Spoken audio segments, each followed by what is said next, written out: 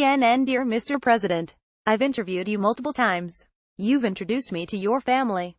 You've also criticized me publicly, both in front of cameras and on Twitter, calling me hateful, dumb, a lightweight.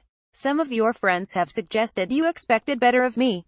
I'm not sure why you'd expect anything other than fairness and facts first.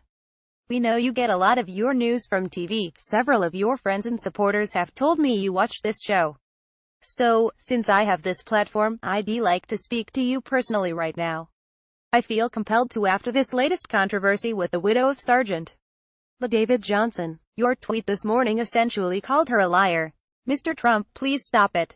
Please stop. Think of what Sergeant Johnson would want. You are putting his widow in the terrible position of having to fight for her dignity when she should be concentrating on taking care of herself, her health, her 2 children, and the one on the way.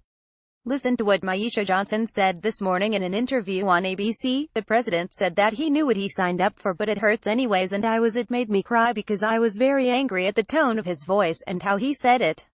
He couldn't remember my husband's name. The only way he remembered my husband's name because he told me he had my husband's report in front of him, and that's when he actually said, LaDavid, I know you have children and 2 daughters.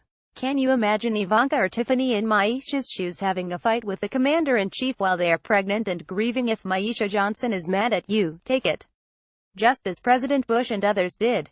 Take it. It's part of what you signed up for when you decided to descend that escalator and throw your hat in the ring for president. Your commander-in-chief, the President of the United States of America, the greatest country on earth.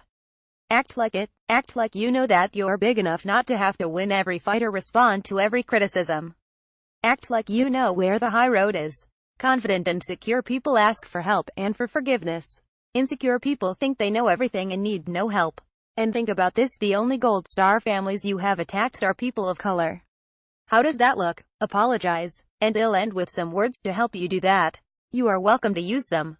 And now I'm going to speak directly to Myeshia Johnson, as you should. Mrs. Johnson, since the president seems incapable of finding the right words, let me speak for the entire country. We are all sorry for what you're going through. All grief is different and we cannot imagine how deep and profound yours is. We agree with you that LaDavid, your hero husband, was an awesome soldier, a great man, and a great American. We know from what has been written about him that he wanted to be someone great, do great things with his life, and he was. He's a role model to me. When his photos come on the TV screen or I see them in the newspapers, I am incredibly proud of him and what he accomplished.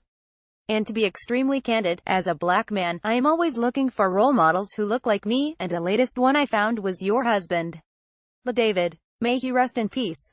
And may you find peace when you can finally get a good night's sleep, knowing that this is America and we got your back. Believe that. Signed, Don Lemon.